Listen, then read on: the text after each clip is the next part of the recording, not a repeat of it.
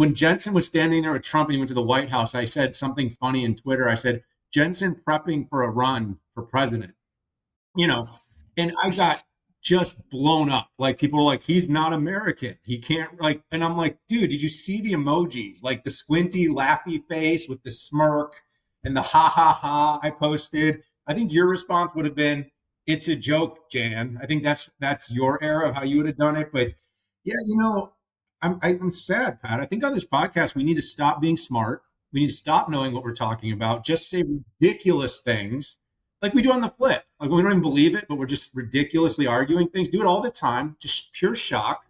And we might get even more listeners, which is pretty great because we already have what, like a couple billion. I'm kidding. But I'm manifesting. Founder and CEO of More Insights and Strategy, Patrick Moorhead. 6, 5. CEO of the Futurum Group, Daniel Newman. 6, 5. You know a lot about what's going on, Moorhead? I think we do. As the better host, it's always great to get that preamble. It's fun to see that over and over again. It's also kind of like watching the revolution of myself. Yesterday, I had that bumper reel on Fox Business, and I'm like, God, I was so fat. I got to get new video headshots out there, and I look at the bumper reel. It's like, I don't look like that anymore. I'm a whole new changed man. I mean, the difference between how you did look and how you look now versus me, I will tell you, we could do a test, and I guarantee you I would be the fattest out there. Well, you're skinny in my heart, and I see you that way. It's like a prism. I look at you, but everyone out there, right before we go on, anytime I get to be kind of like, Pat and I rotate. If you notice the trend, like one week he kind of leads, the next week I kind of lead.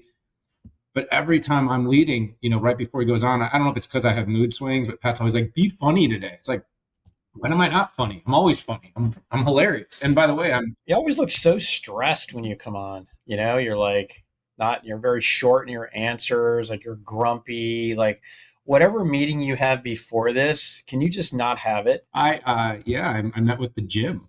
I was getting all peptided up, ready to rock and roll in this thing. Yeah, I got home. I was probably, didn't get home to bed till after midnight, another travel, doing big things, making more, making some big things happen out there. I can't say a lot. I know I promised the industry some serious disruption over the next few months. And I just want to thank all the people who doubt me. It's inspirational. I appreciate you. Please come back and hang out with us more. I'm motivated right now. I'm fired up. But yeah, Daniel, you mentioned, a joint client and friend of ours who was talking about me tweeting and what I was tweeting. I meet with some people like CEOs of very large companies. Hey, what is Daniel doing? Like, what are the deals he's cutting? What is he up to? In other words, Daniel, they admire what you're doing. I appreciate that. I like when we're sitting there having a coffee, getting ready to fire up the texts, and you get like rando texts. Like, is Dan buying some company? Funnier when it's not true. But then again, it's kind of fun, the idea that all these things could be true because really no one knows what to expect. And you know what they say, Pat? It's like, keep them guessing. The mystique, like it's the mystique and the uncertainty that keeps people on their toes. So anyways, I plan to be relatively hilarious for the rest of this show. But I'm really wasting all my good hilarity on posting on Twitter now. I've really taken a liking to it. I've got my young whippersnapper Shy, who's kind of taught me to use all caps so I can get more people to like my tweets. But now I've also just figured out that saying smart stuff is really not the way to get anyone to look at it. It turns out the dumber and the more crass and the more controversial and sarcastic. And by the way, nobody, Pat, gets sarcasm.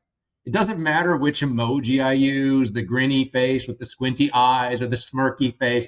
Inevitably, everything. Like I made a comment yesterday that when Jensen was standing there with Trump and he went to the White House, I said something funny in Twitter. I said, Jensen prepping for a run for president. And I got just blown up. Like people were like, he's not American. He can't and I'm like, dude, did you see the emojis? Like the squinty, laughy face with the smirk and the ha ha ha I posted. I think your response would have been, it's a joke, Jan. I think that's your era of how you would have done it. But yeah, I'm sad, Pat. I think on this podcast we need to stop being smart. We need to stop knowing what we're talking about. Just say ridiculous things like we do on the flip. Like we don't even believe it, but we're just ridiculously arguing things. Do it all the time, just pure shock. And we might get even more listeners, which is pretty great because we already have what, like a couple billion. I'm kidding, but I'm manifesting. I'm manifesting. We are the world's number one podcast. But wait, hey, you doing okay? First of all, I heard a rumor because like I heard a rumor that you're going to be getting back into the gym, and you're going to be throwing some serious weight around after a little hiatus, and your mood does get better when you can lift. So is it true? Have the chains been freed? Is Pat back? I would say that I am not I'm going to be doing 1 rep maxes again, but I'm 2 weeks. It's been 2 weeks since I had my hernia operation, but I am going to lift weights today. I've been torturing myself. I've been walking, okay, and doing a treadmill. And I just literally want to scream. I don't know how I did treadmill for a year, Daniel, but I was pretty motivated on fat burn. And, you can do a 10%, 3 miles an hour, 10% incline for 45 minutes. You're going to lose some serious fat. And yeah, but I'm back and I'm going to be in a much better mood. My HRV has been so low and just ridiculous. And I'm convinced it's because I haven't been strength training. But plus, when your band tells you you're stressed, you have to be. Even if you're not, I mean, it told you you're stressed, right? So you are. I know, Daniel. And I remember the day when you said, I'm not wearing any of those electronic crap could be for that very good reason. And now look at you. I'm not tracking the stress yet, though, because I know I'm stressed. I don't need anything to tell me that my head is about to explode. Well, it's not even that. Just to close this one out, it's physiological stress, which has a lot to do with are you getting enough rest? Are you chilling enough? Not, oh my gosh, I'm stressed. I really don't have a lot of that anymore. I don't know if it's age related, and I've just seen everything twice and trust no one except for you and a handful of people. But yeah, I don't stress about stuff like that. That's good. That's good because I remember you at your worst when you were losing all that weight, and you were just a miserable, miserable person to be around. But I love the new Pat. So let's keep this guy smiling. He's happy. Yeah, baby. He's lifting. Yeah, baby. And by the way, just for everyone out there, I just want to make 2 last comments about fitness, since that's kind of like our sub theme of this tech podcast. One is no one our age really should do 1 rep maxes ever. It's just idiotic. I mean, it's just like it's so much ego. There's no real return on that. And the likelihood of us getting hurt at our old ages is like incredibly high. Just that one point. The second point is treadmills are stupid. I don't care what you're doing on a treadmill. It's always the least fit people in any gym I see that are always on treadmills. So, ouch! There's like a reverse. We're gonna get so much hate mail for that. Okay. I'm testing the market by. I'm literally live posting right now. It was a live shit post. Should have been a tweet, but I need you guys. So we got a great show today. Another week, another intense news cycle. Pat was on CNBC 38 times this week, just absolutely crushing it. It turns out you're the Apple Intel guy. Like when it comes to Apple and Intel, man, the media cannot get enough Pat Moorhead. And I love to see it. I was in my hotel room. I was flexing in the mirror and I had CNBC on. And I actually turned because I heard your voice. I'm like, oh, it's Pat. Took a picture, super proud. My podcast partners tearing it up. Anyways, and so, but that was busy. Trump did more tariffs. Apple's investing another $7,500 trillion in the US, but yet hasn't yet spent $1. Love that one.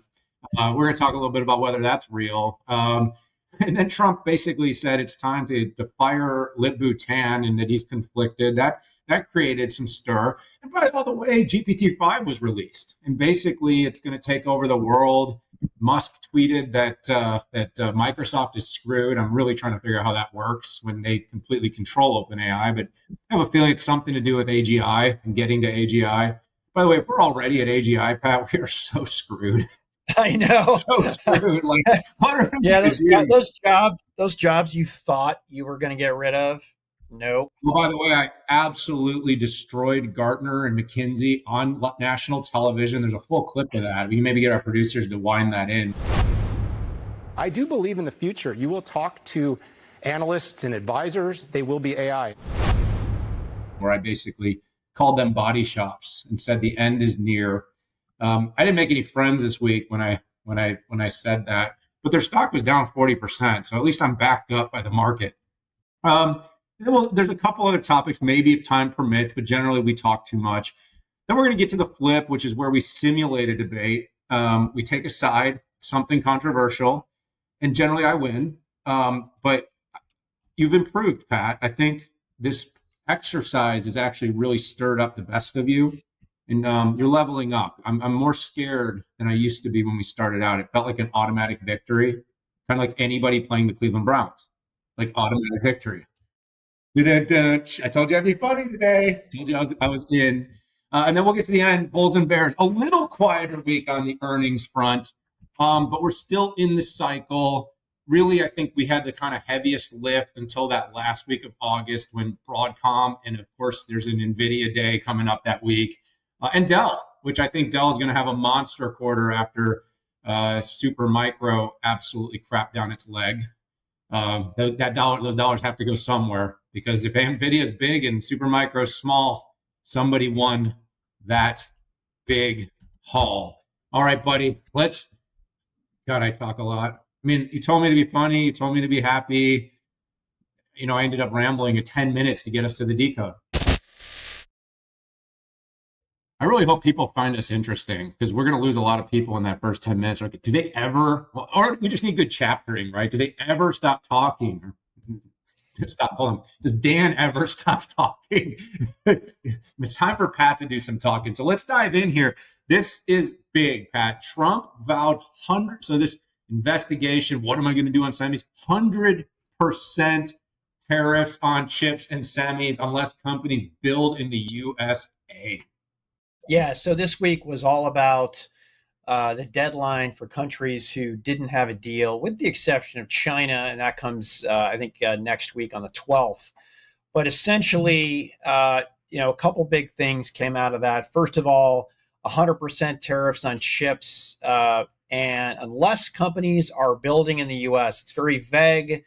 There are no details, but we are seeing a little bit of a reaction there in the Apple fake news that came out that we're going to be discussing later. But some things that I wanted to point out is that there's very few bare chips that are imported into the United States for final assembly into products, because we don't do final assembly of a lot of products. We do the AI servers and desktops primarily in Mexico, and then phones, PCs, and tablets are China, India, South Korea, and even Vietnam. And so it's the tariff of the actual device, right, which we know has been nullified in there. But the people who are impacted are going to be anybody who does like a sub-assembly for a new car, right? Let's say the vision system, where they actually bring those in. And, let's say a Tesla, right, who does the manufacturing here, Ford or GM, those tier ones and those auto companies, at least currently, will be impacted. And ironically, it motivates you to do those sub-assemblies in another country, which defeats the purpose of bringing jobs in here. So it's a little bit of a mess. Daniel, any hot take on chips? No, I mean, I think you hit it well. I mean, the overall industry itself, this goes back to Trump meeting his promise. My take on this was really the carrot and the stick. If you remember, and what I really hate is a victory lap. By the way, do we have a little producer thing yet? When we start doing a victory lap that like pops up and shows like cars running through the finish line, we should do something cool. Can we do that? That's like the Kramer buy. Yeah, right. But he usually buys the top, sells the bottom. But yeah, I said he's missing the carrot. meaning the threat was great, these huge tariffs, whatever, but like you want everyone to come back, make it worth their while. Okay. And so this whole thing was like, what was going to make it worth their while? And you sort of had inklings of it with the early commitments from Jensen and from TSMC, but there was nothing specific about what it meant to these companies. Well, now you know. He's playing absolute. He's asking Tim Cook and Jensen to play roulette. And the bottom line is you're playing black or you're playing red. Black is bring your manufacturing back. Red is keep it where it is and see what happens to you. Now you know what happens, 100% tariffs. However, he's basically given everyone an out under some good PR, right? The good PR is commit some big dollars, 600 billion Apple, 200 billion Micron, 300 billion TSMC, and you won't pay any tariffs on anything anything you do. And by the way, Yeah, go ahead. Yeah, the sad part about all this is that Intel wasn't discussed in any of this, but we're gonna be talking a lot about Intel later. Yeah, the other portion that came up was this: the India deal was done, sealed, signed, and delivered, and then Trump finds out literally it was delivered by Lutnick, and Trump realizes that India is buying its oil from Russia, and he taxed on another 25%. And again, I just don't know if it makes a difference here because he's already carved out Apple, right? Apple and the other device makers. So honestly, we don't care about this anymore. We should just stop talking about any of this tariff stuff because, quite frankly, it is taco, and we're not going to build any new incremental chip factories that will make a difference short term. Okay, it takes 3 to 4 years to pop one of these ups and hundreds of billions of dollars, and we're not going to build iPhones here. The Trump administration blinked on that. Apple puts out a press release of an incremental $100 billion of made up money, funny money, and they reduced that. So anyways. But if I can chime in on this, like, first of all, the India thing is all about the fact that the one loss Trump has, because he's got all wins right now. I mean, you don't have to like his policies, but what he said he's going to do, he's been able to do. Okay. So the loss has been, he said he'd get us out of Ukraine, right? In the war, he would end that war quickly. He is not. So now what he's doing, he's strangling Russia. I mean, he's absolutely, the reason he's going after Brazil has everything to do with their relationship with Russia. The reason he's going after India is there's a relationship with Russia. They can't fund a war if people stop buying from them. So he's basically trying to use economic strategy to get Putin to the table. And I heard that there's a conversation coming. So I'm just saying, like, these are almost like two independent things that have created an interdependence around this tariff strategy. He did say, and he went on the record and basically said, if you don't break ground, if you don't put shovels in the ground, if you don't start building facilities, there is going to be an accumulation of what tariffs you would have paid. So this is really where the carrot and stick comes into place. Like, if these companies make these commits and don't do anything, like these empty, these empty commitments that Apple has been making for some time, these commitments that are being made by TSMC, that's what we're going to have to see. Because if all they have to do is say, like, because by the way, this also is really advantageous for big companies with lots of operating leverage and a huge disadvantage for small semi companies. What are our friends at companies like Lattice, Coherent going to commit? A handful of billions, a handful of millions to these things? Like, they depend on the supply chain. And so it's interesting to see how this flows down, but everyone's going to need to come make a deal because it's going to be non-competitive. And if you have a threat of actually having to pay that tariff later, it could destroy a company the way those accumulate. It's kind of like those fees for GDPR, or, that you could get hit for like 5% of all your revenue if so anyways, it's a really interesting inflection, Pat. I think, though, in my opinion, it's executing. He's executing, and he's getting what he said he was going to get done. So we sort of talked about the Apple deal, Pat. Here's an interesting thing I want to get your take on, though. I think they indicated something like 19 billion chips will be made in the U.S. by Apple. I don't know exactly when, but I did the quick math. We could flash it up if you want to see it. They only make like 21 billion total chips a year, and that's including majors and minors. We did the full printout of all the circuits, all the major chips. that means there was an indication that based on current volume that Apple is going to make 90% of its entire chip haul in the US. What do you think? How the hell did they even come up with that? I mean, are we officially moving to the Apple made up numbers section? Yeah. Sorry, I was trying to just seamlessly. I didn't know I had to. Oh, hold on, Pat. I'm going to move on to topic number 2 now. This is the part where we're going to talk about the Apple deal.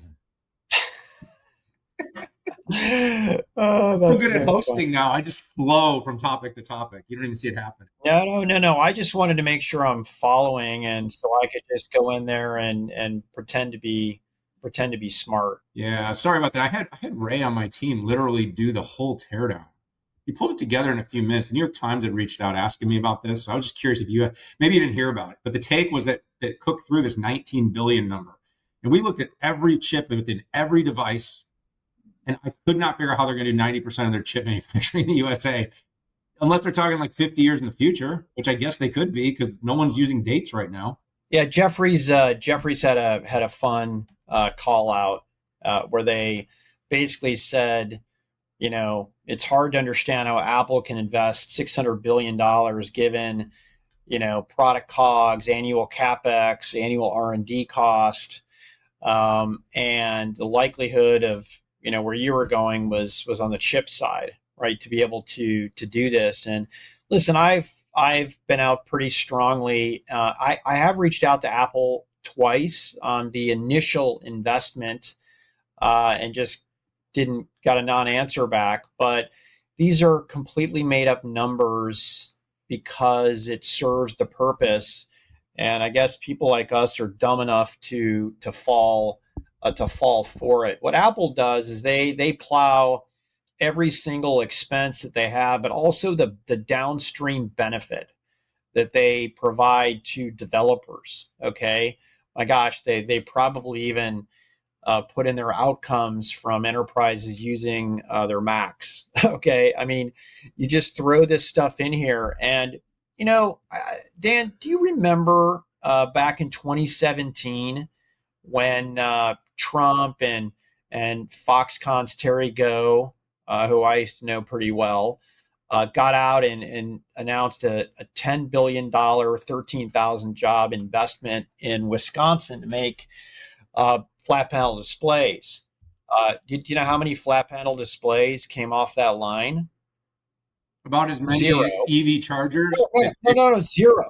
It never happened. And let me see, 8 years later, that property and, I think the 1 million square feet of buildings that were built is a Microsoft data center now. So I just think you go up to DC, you kiss the ring, you make a massive announcement. And that's why, Daniel, I am very excited we're making an announcement at the White House on Monday that More Insights and Strategy is going to invest an incremental $100 million in the United States.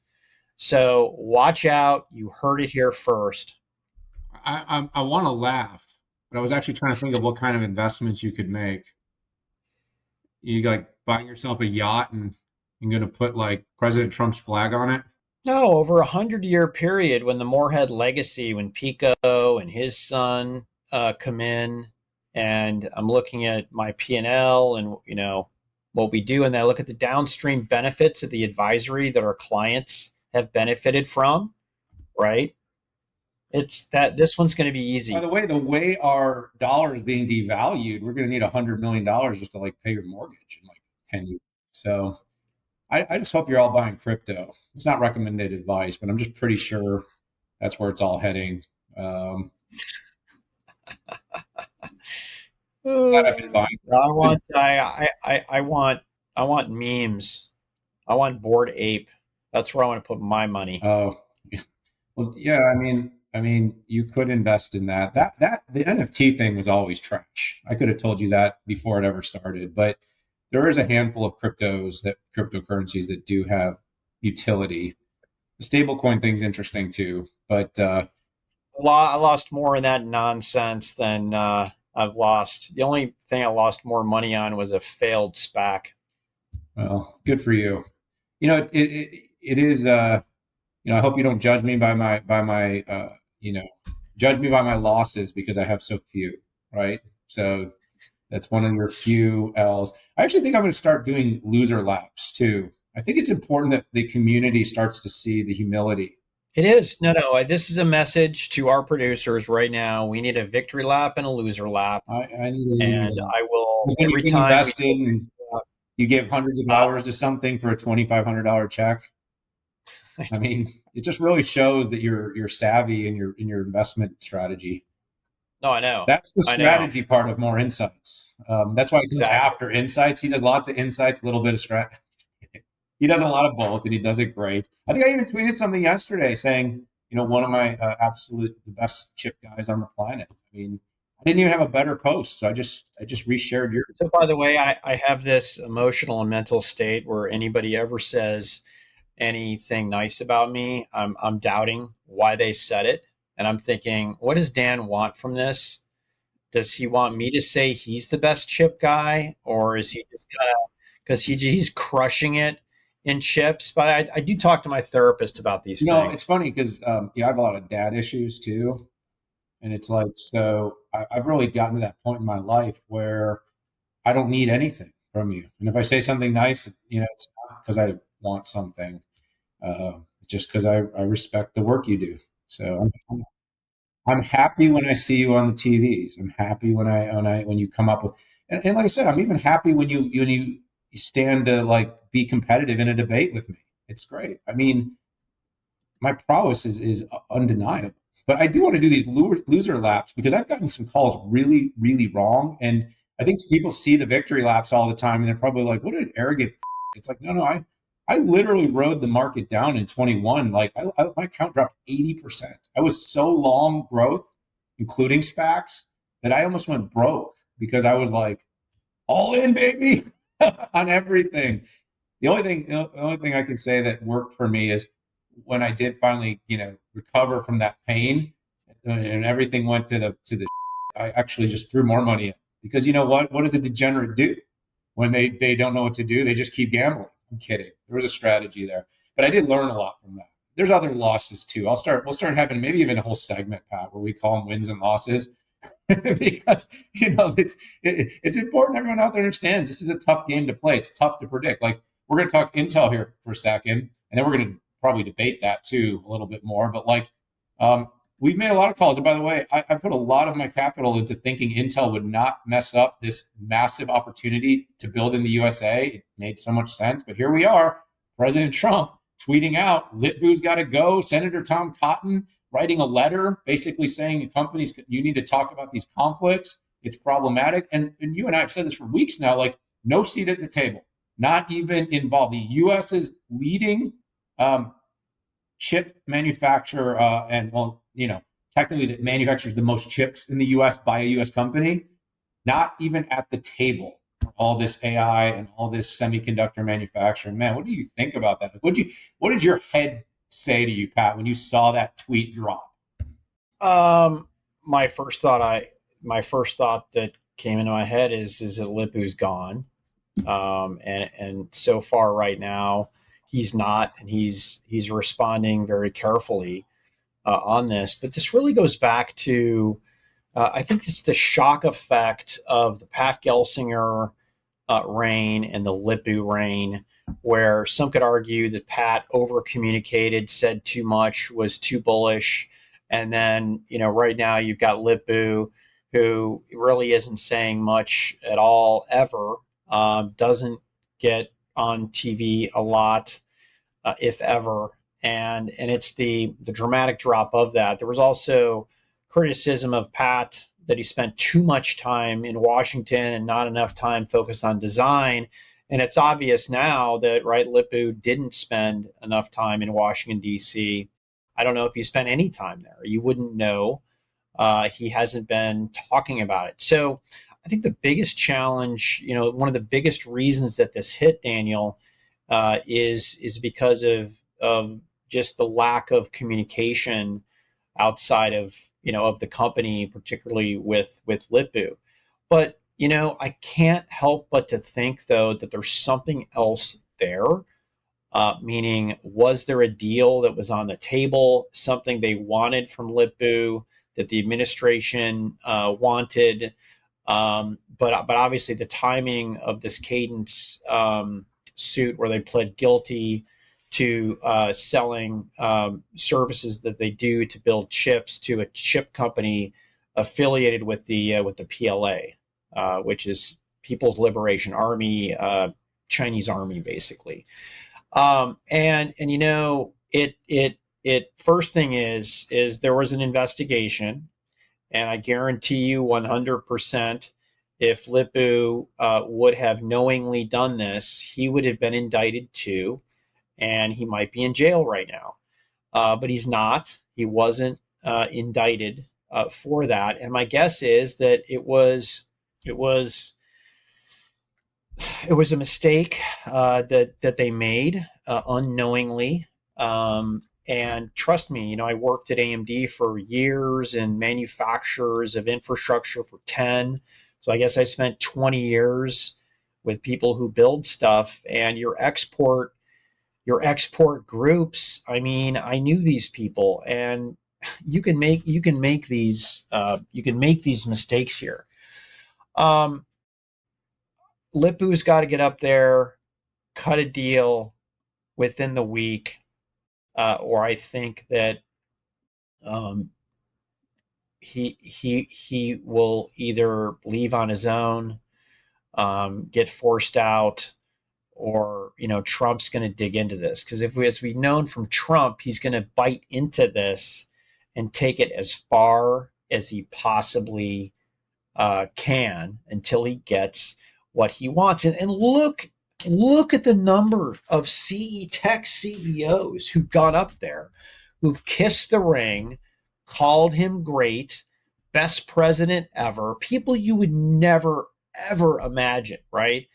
Particularly Satya Nadella, Sundar, that I feel were much closer to, let's say, Biden or Obama administrations. You see Michael Dell up there shaking hands and pressing the flesh up there. At the United States winning the AI race, Jensen was on stage. Lisa was on stage. Where in the heck was Intel? And you know what? They did get invited.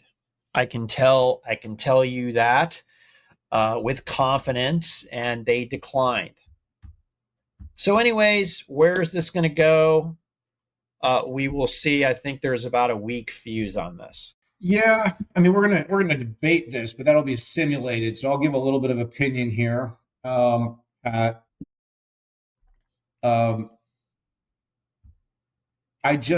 If Trump decides to lean in on this, this is going to be a disaster.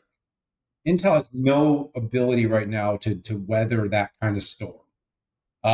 The sentiment's already crap. The good news is the company's already trading below book value, so it's like that's why the stock can go down. It's like there's nothing more to go. $2.50 below book value. That's over 10%. 10% below book value. Yeah, I mean, it almost seems like, you know, in most cases it would be super investable here, but it's not. But like, I'll make it real simple. He should divest everything he has. If you really want to be America's chip champion and you're in this current macro climate. Now, again, this is not necessarily what I believe is fair. It's not necessarily believe even what's necessarily right. But you have the chance. You came in because the quote is, I had to do it, right? That's what Lip-Bu said. Like he didn't have to do it in terms of the sense like he didn't need the money. He just felt this deep obligation to a company that he believed in and loved, served on the board of, known for all these years. It's conflicted. It's conflicted because of the difficult and uncertain relations that exist right now between the US and China. And there is a lot of like, hey, you really want to come do this?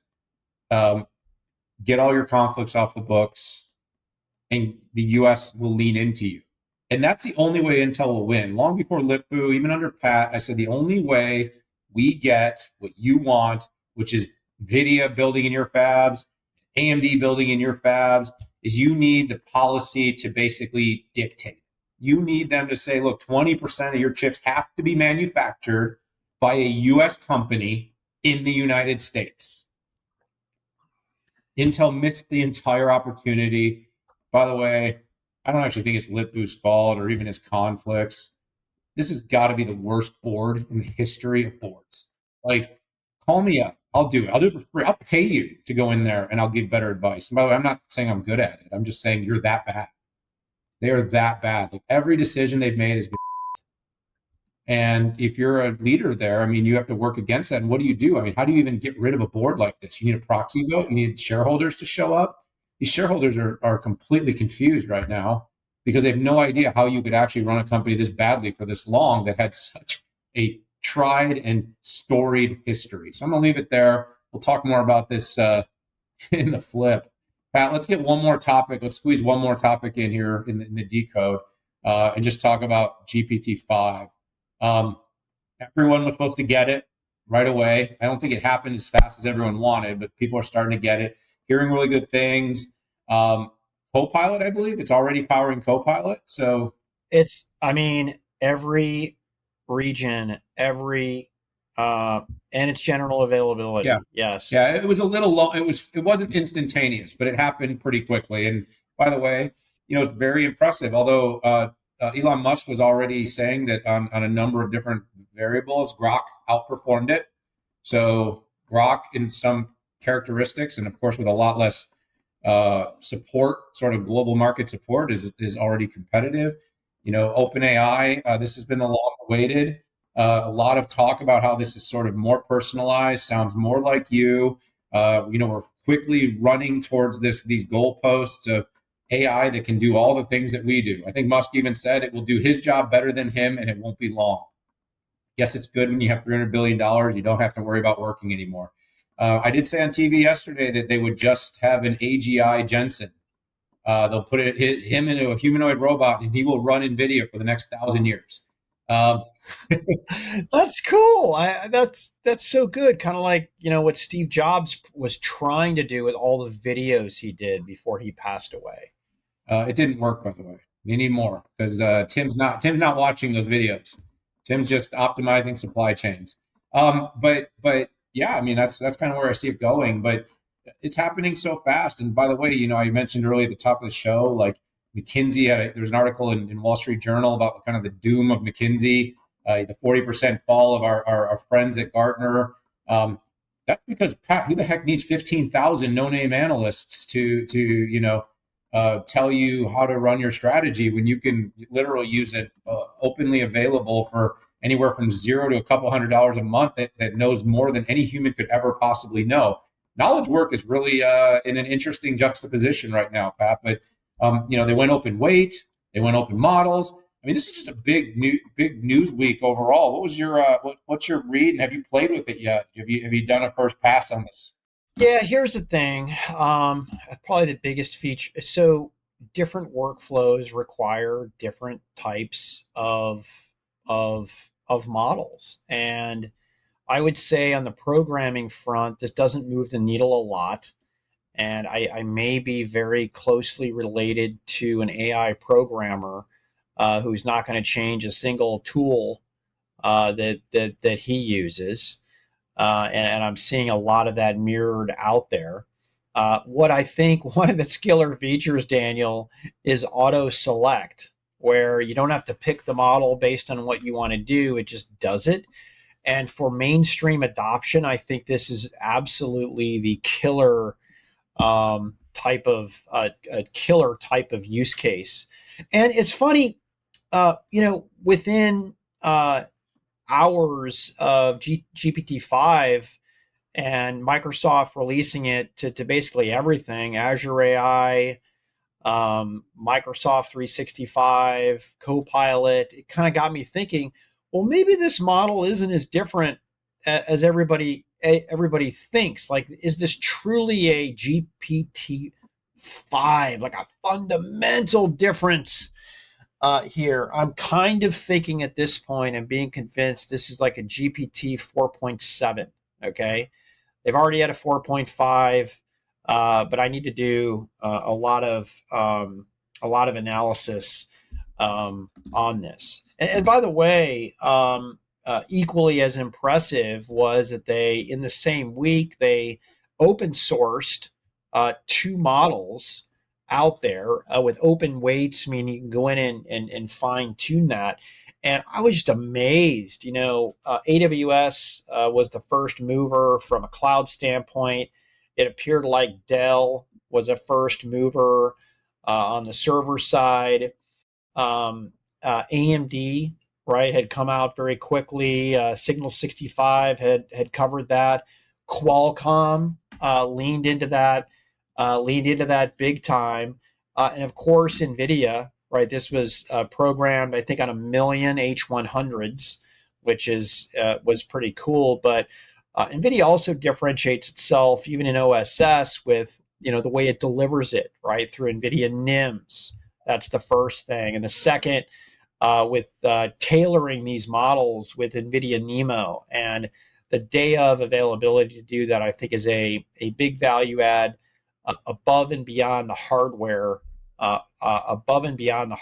for NVIDIA. Yeah, there was quite a bit there, and of course, some of this starts bleeding out to the edge with this is where the Qualcomm edge story and the on-device edge story starts to become very interesting. These super powerful models that can run open source and local.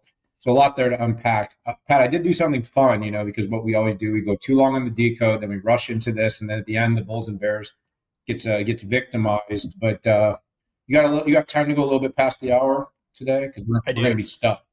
Okay, because I did do something ahead of this. I went down and basically asked ChatGPT-5. I said, who would be the likely winner on a debate on the future of Intel between Daniel Newman and Patrick Moorhead? And so just, quickly, I'll summarize it. It said it would be a fascinating debate, and honestly, it might come down to what aspect of Intel's future they're debating, technology, strategy, or market viability. And they said, here's how we might break down. So the debate centers on Intel's technological future, process, foundry, competing with TSMC. It said, Pat, you would be the likely winner. It said, you have deep technical and semi-expertise. You understand the nuance of chip design, fabrication, architecture. Went on and said a few more nice things about you. I don't need to read them all. You already know you're smart. And it said, if the debate is about Intel's position in enterprise AI or business strategy, it said, I'm going to win. By the way, this thing's a total sissy. It does not, every argument comes back with a nuance. But it said, my sweet spot, is business transformation and AI. And so I frame Intel's move within the context of C-suite and market optics, not product specs. Anyways, and then it said, if it's about stock performance, long-term vision, and leadership, it said likely a tie, but with better angles. I mean, this thing really played all the angles to not have a committal answer. It said, Moorhead, you might drill into whether Intel can execute technically. And I might argue strategic repositioning and political alignment. It knows us pretty well. And then it actually creates a little chart. It says debate style considerations. List Patrick, style, detailed, technical, precise, advantage in debate, best for chip process deep dives. And then it said me, strategic, persuasive, and business savvy. I like that, savvy. Best for narrative framing and big picture persuasion. Anyways, final take, and I'll just run this down. As I said, if the debate is technical, you win. It's actually probably right. If it says if it's business strategy and future, I may win. But it said realistically, we'll end up agreeing on 70 to 80% of things. Oh my gosh. And we're both cautiously optimistic about Intel's future. Not as much this week. I hope you're updating the training data, OpenAI, because I think if you read my tweets this week, you may have changed your mind. But it is close to real time, not real time, but super fun way to play with this, Pat.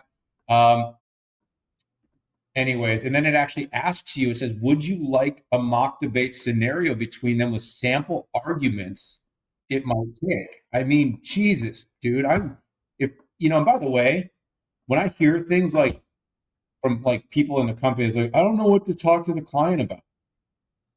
I don't know what they might be interested in. It's like, do you know how to prompt? Because like this stuff, I mean, why will agents come for our job? Because people say things like that. That is why we are so screwed as a humanity.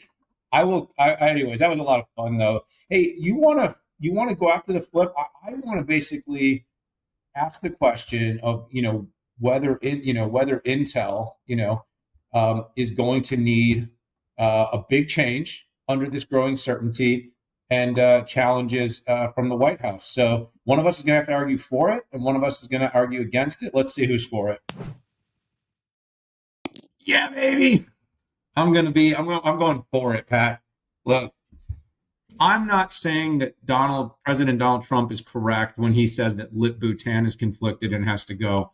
I think it's an unfortunate situation that in the court of public opinion, it doesn't really matter. But what I'm going to say is, because that tweet went out and because that letter came from Tom Cotton, it is absolutely 100% a requirement that Intel is going to have to make a major change, whether that's replacing Frank Gehry, the chairman of the board, or Lip Bhutan, because there's nothing at this point that can be said that will remove the doubts that were just created by the Trump administration. Intel has completely missed its window. It didn't have a seat at the table. That was a failure of leadership. It was a fail in the transition. And frankly, despite the fact that I don't believe Lip Bhutan has a meaningful and conflictive relationship with China, they did pick a CEO that had a past with a company that had conflicted challenges with China and also has a massive portfolio of investments in China to lead the company during a moment when we know the temperature between the US and China was hot, tariffs were going to be instituted, and this was going to drive meaningful policy change. And Intel was set up in the best position ever to be the US chip champion, to be the US foundry that would be made to manufacture the chips of leading companies like Nvidia and AMD and Broadcom, but it had to do the right things. It had to go kiss the ring. It had to have a CEO in place that was willing to scream and shout from the top of their lungs that they would do whatever it takes, including accelerate Ohio, accelerate Arizona, accelerate in New Mexico. And basically what they did was they pulled back. They hired a cautious executive team. The board made one bad decision after another. So in my opinion, even though there's probably a real opportunity to debate Trump's tweet and whether there's any validity to what he said, the train has been set in motion. There are no brakes. There's no way they're going to regain confidence of the investors. There's no way they're going to gain the confidence of the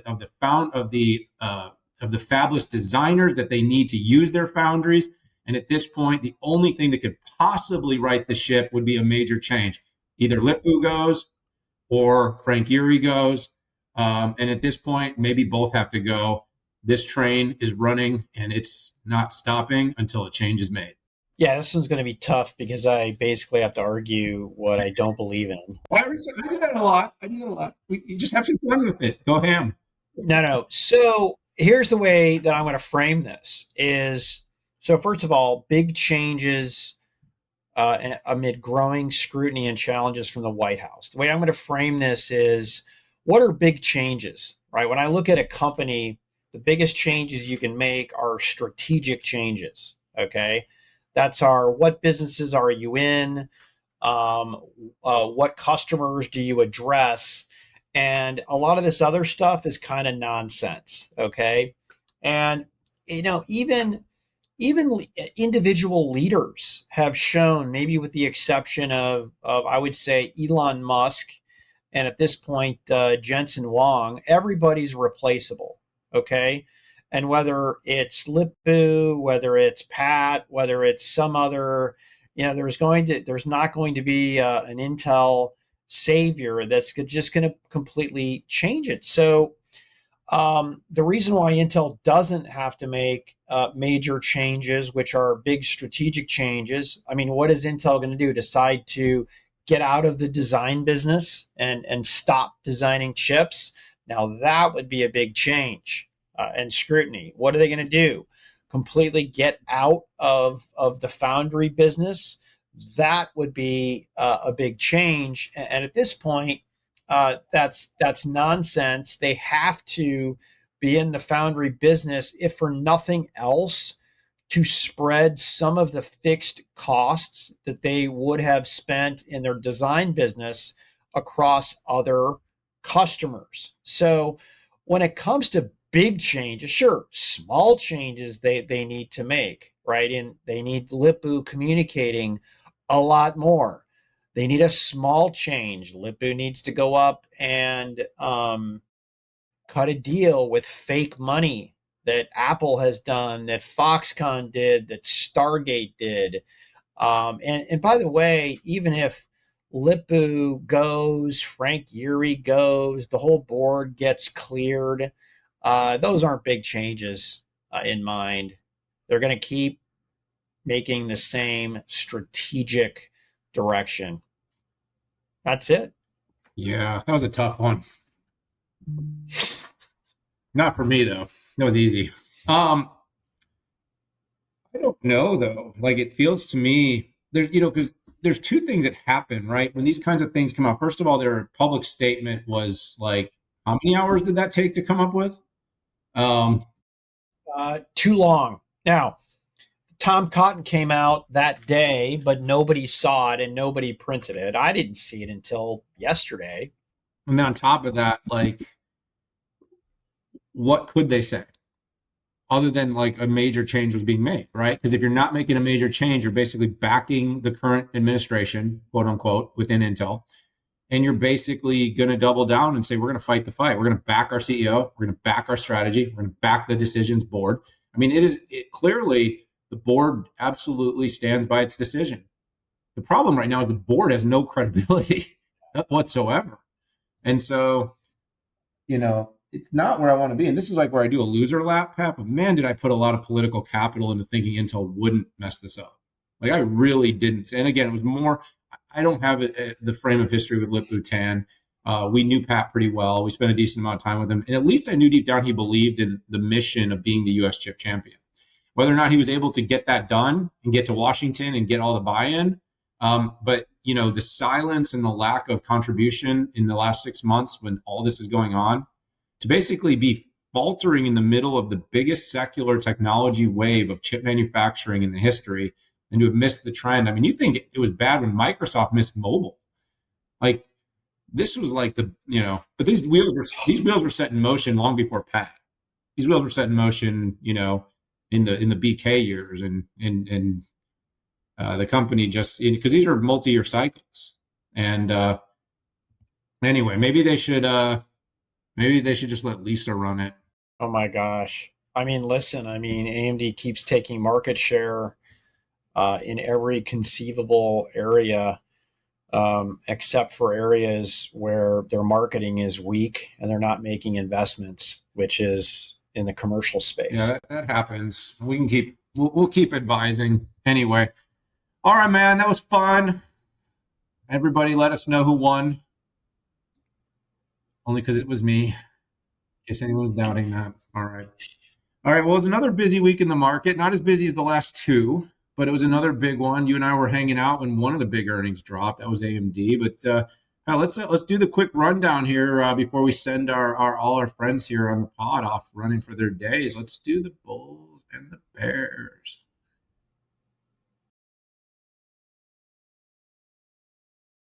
For all you techno weenies that don't know what that sound is, that's supposed to be the sound of the bell of the exchange read. So for all those nerds that don't trade stocks, I mean, in the Robinhood era, everybody should trade, especially with the dollar. Like, you got to do something, folks. Like, I'm just not, because I'm an idiot. I prefer to lose money and put it into Bored Apes and failed SPACs that never get off the ground. You got to do both, man. You got to do both. There's no one out there. I don't care if it's Drunken Miller or Buffett that didn't make some bad picks. It's just they did some good ones too. Dan, I am coming up with my own fitness line. I'm getting inspired by Dan Ives. And I did see that. Did you see I shared that with you? The CNBC's got his own clothing line now. Pretty cool. No, I know. It's so funny. I saw that. I was literally about to send it to you, and I'm just like, this is such nonsense. I can't even send it. Yeah, I sent it because I was thinking, first you're gonna have to get an ETF called Dan with two N's, like duh, the two H's, and then I'm gonna get a clothing line that's polos that are a little bit too small and always make it look like I'm just getting off a pump. I just can't imagine how much people make fun of us when we're done. I don't care. It doesn't matter. I'm good with it. I just, Dan, you get another 10 years under your belt. You're really not going to give a shit about anything. The only thing I care about is what my clients think about me. Obviously my family, and well, not all my family, but you know how this works. Like a handful of them, right? Right. Exactly. So I do care. I do care about what you think. yeah. I mean, listen. There's a book called The Subtle Art of Not Giving an F, right? And I think it's pretty real. I mean, deep down, I actually, I think it's like anyone that's saying they really don't care. You got to be almost like sociopathic to truly not care at all about what Yeah, care less. Yeah, but I'm And still by the like, way, I've had but to like, be able to sort of like, it's like a numbing, it's like an yeah, anesthesia or like a numbing that just sort of like, you're like, of course, I'm making happen. Of course, you're gonna, if you don't make a few enemies along the way, right? I mean, are you even doing anything? You're probably just not doing anything. You know, yeah. I've also had 15 years of therapy that you haven't had, and it just kind of helps me. Well, I have lunch with Helps. you, or we have breakfasts in Vegas. That's therapy for me. It is. And by the way, it's a lot less expensive, whatever restaurant we go It's to. cheaper, especially now that we do cheaper restaurants. We've really found the bottom. No, we have. Guys, we are pulling back, fiscally responsible, and we eat at the same, what is it? The It's a Grand Lux fake Cafe, man, inside of factory. the Palazzo. I mean, it's still a smorgasbord. It's still like, $100. It's still $100 breakfast, which is ridiculous. But like, I mean, it's Vegas. Nothing's cheap. So, all right, Pat, AMD, man, we sat there, we watched it. And by the way, you do your take. I'm not going to do much of a take on AMD. I'm just going to do a quick victory lap when you're done. And then I'm going to get on to the next topic. Yeah, so I mean, they blew it away on the revenue side, right? They beat, they met on the EPS side. I know people want to say they missed, but I don't know who are the clowns who uses LSEG versus FactSet. But per FactSet, they make, and they had a crushingly awesome Elsa, quarter. wasn't that Refinitiv? And they changed the name of it, I think, by the way.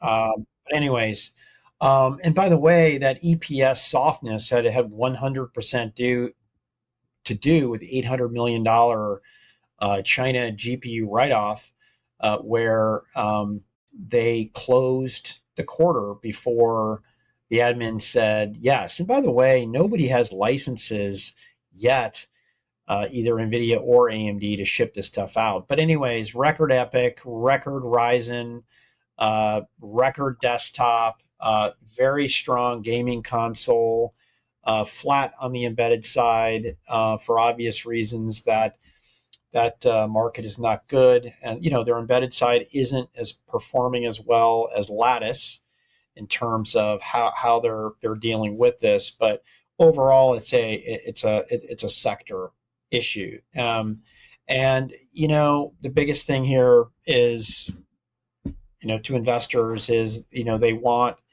a data center GPU number on a go forward basis. That's the only thing that's going to make them satisfied, investors satisfied. My response is always, Lisa doesn't know for certain. She's still involved in bake-offs. She's got a certain amount of wafers loaded. I mean, one side of me says, okay, AMD, you're going to sell everything you can make. You are buying these things, put that out there. You know how many wafers you're putting in the oven for the second half, and put that number out there. Heck, I could probably tell you based on the CoWoS leaks how many chips you're going to have in the second half. Apply a pricing element to that. Boom, put it on the low side. That's your forecast. Yeah, I just was screaming for the days into that earnings. Give us a GPU number, give us a forecast, and you will probably see a rocket response. Nobody cared about anything else that happened. I knew it was going to happen. By the way, really tidy outside of that business. it's just like when you're in this secular boom and everybody out there is hearing. And by the way, last quarter, Nvidia had China and had all that cancellation and all that write down. And guess what they did? They still freaking beat the number. They beat it with those numbers, with the write down. They still went above. So it's like, this is the problem. It's the problem is they're under the microscope of being held to the standard of Nvidia, which I also have come out and said, don't do that. It's not a fair. They're totally different companies at a different point in the cycle. But having said that, their investor and the people that are going long, that are creating this incredibly high forward multiple on the company, are betting on them taking share of the GPU market. I think they're getting there. I think they will get there. I just think that you got Jensen the showman, and he gets on stage and he sings songs and he tap dances and he walks the night markets and he signs women's above their bra lines. And she's smart and she's conservative and she's just not going to go and reach there. And I think the one great thing about that is now that you got GPT-5, it's very predictable. It'll tell you that. It'll tell you she's conservative. You don't even need to know it yourself. Just ask GPT-5. It'll and the other thing is, like, the fade into the earnings is just pretty common. They run up and then they sort of and just they were not willing. If at some point though she's willing to, if she ever does put her foot on the gas and say it, you can be damn sure it's happening, and that'll be a really good moment. There's too big of a market. And I think they will get it. So let's talk another one that's kind of run incredibly far. I believe Palantir is almost to $200 now, Pat. I shared the other day that I had my dream about buying it at $9. I bought Palantir at $9, and then I sold it at 45, 5x return. Thought I'd absolutely crushed it. I dreamt that I sold it at 75 and woke up sad, only to realize I did worse. It would have been now a 20 bagger for me had I actually held it. But instead I invested in NFTs and failed SPACs. I'm never going to let you live that one down. But in serious, I mean, so it's an interesting thing.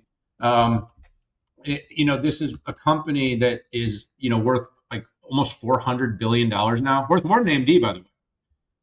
And it did so with 327 million of net income on $1 billion of revenue. It makes 13 cents a share. It's unbelievable. I mean, this company though is defies gravity. It makes no sense. It trades at a price to sales of almost 104 times revenue at this point, which is just incredible. It's got, actually saying its market cap now has 431 billion. It's worth more than like AMD, Intel, it's worth more than Salesforce and ServiceNow put together. I'm pretty sure. Right there. It's right there. But here's what they do have going. They have a deep moat. They are the inside track on all things like government. They just got a massive contract to support U.S. Army. And it's a company that absolutely has been built for this era. We talk about agentic or AI platform companies. This is a company that doesn't have the technical debt of being an old SaaS and an old software company. And it basically has a number of massive contracts, mostly from government.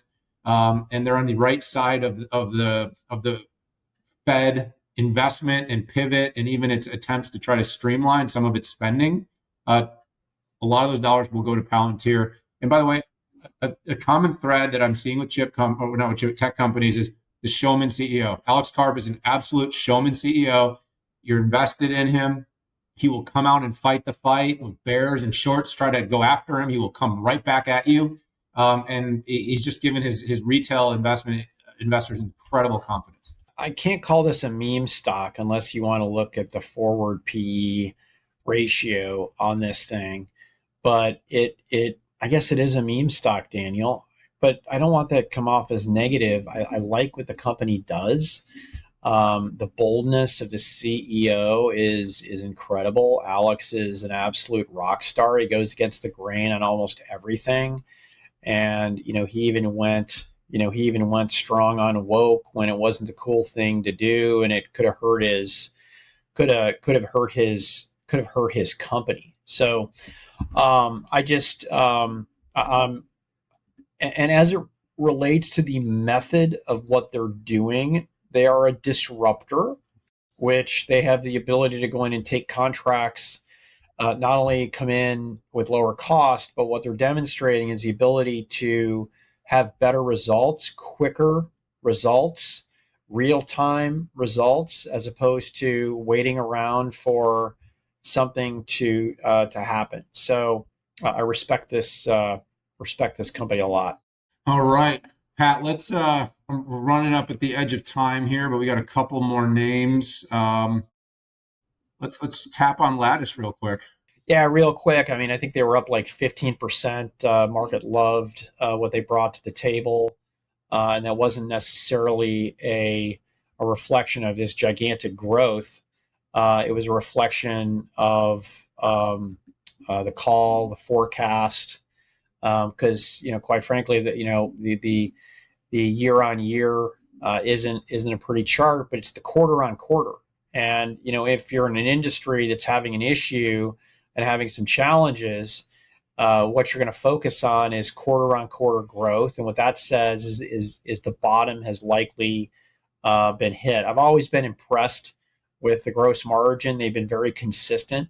They had one quarter which they had a write-off, but they've been very consistent. So they're not having to take price. So the gross margin is strong, which is a good reflection of their future. And quite frankly, the thing that hasn't kicked in yet is the mid-range Avant chip. And when I mean kick in, they have design wins, they're getting it, but it takes time. Like, you get the design and then you need to take it to your customer, needs to take it to full manufacturing. I think the company is very well positioned in the age of robotics and the generative AI edge. And when that hits, it hasn't hit yet. But when you look at biped robots, and I mean, my gosh, the number of Lattice chips that is inside of one of these bipeds is absolutely amazing. And of course, right, you can look at all Nvidia GPU servers, AMD, and all the XPU folks. Their chips are everywhere on that. So yeah, a nice company that you should be focused on. And particularly if you look at the future, if you buy into the robotics and generative AI edge. Yeah, absolutely. I'm gonna do a rapid fire here. IonQ, advisor to the company. I'll put that out there. So they had a great revenue quarter, which this is one of those companies where their losses don't really seem to matter. Its performance is all about two things. One is, can they show traction through revenue and beat, because their EBITDA is much worse than expected. The other thing is, can they get breakthroughs? Meaning, one is there's kind of the whole quantum networking and security side, which it seems to really have locked in. But the other is going to be computing. It's going to be these high fidelity qubits and being able to show performing real world. It's going to accelerate really quickly. There's a lot of buzz around quantum companies. You kind of hear the CEOs like Jensen and Satya come in and out of quantum, talking about it as a big application. But overall, the company is delivering in terms of getting customers to spend money, and had a big beat on revenue. That's kind of what I'm going to lean into here, Pat. I don't know if you have anything to add, but it sort of went sideways. It went down a little, up a little. Their losses are bigger, but they've shown, their recent shelf, Pat, they've shown that they can raise money very quickly. Like, they have a lot of belief behind it. And they have, a CEO that we know well, that's very good at raising money. Yeah. I'm an advisor too. And I think what I'll say is there's two classifications of these companies, quantum nonsense and quantum reality.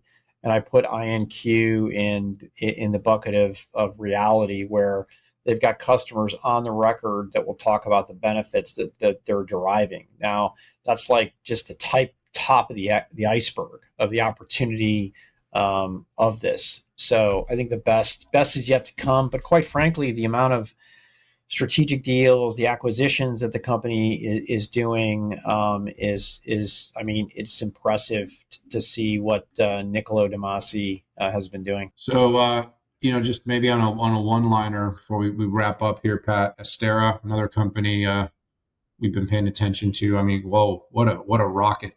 Yeah, I mean, listen, you've got Broadcom, you've got Marvell, scale up, scale out. They are the smaller time to market, and they've got a lot of innovations there, and their numbers, quite frankly, show that. And they've got upside with CXL. They've got, I would say, TAM upside as well. As the more amount of AI servers are sold, they will grow as well. I think quite frankly, the biggest risk is the shark that's Broadcom. Yeah, absolutely. And just their high dependence on Nvidia. They're very closely tied to Nvidia building them in. And, we know what happens if a company like that loses that support. It could be devastating, but the market doesn't see that happening clearly. I mean, it rallied like 30% on its earnings. I mean, crazy. And, I'll wrap up by basically saying Supermicro, in the era of all this extreme hype and excitement around AI and servers and chips, underperformed on almost every metric and then came in with a weak guidance. And the only thing I can say is maybe they're cleaning up their bad books now and they're being held to a new standard. I don't know what's going on, Pat, but they missed a lot of numbers. They got absolutely raked after the results. And all I can think, Pat, is at the end of the month, Dell is going to have a really great AI number, because it's either, I kind of put a tweet out that said SMCI and a piece of poop next to it. And then I put a Dell with a little rocket ship. And then I had HPE with kind of a shrug, like, because HPE is another one that's got some good things, but hasn't necessarily shown up in the numbers. I mean, but Supermicro, oh, what a terrible quarter. Yeah, this would be an interesting one to see, Dan, because there is this a little bit of a lull between H and Blackwell, and I think seeing the Nvidia numbers will be a super interesting thing. But they're selling H series and Blackwell right at the same time, like a double barrel shotgun, and as we saw, there's up to a year crossover. So I'm interested to see. Yeah, Dell will be the definitive company to see if it was a Supermicro issue or an industry issue. All right, there we go. That's our show. There you have it. Hit subscribe. Send those X posts over to Pat and tell him that to polish up those debate skills and hit the gym hard this week. And we're going to get after it next week. But in all seriousness, what a week! Don't expect next week to be any better.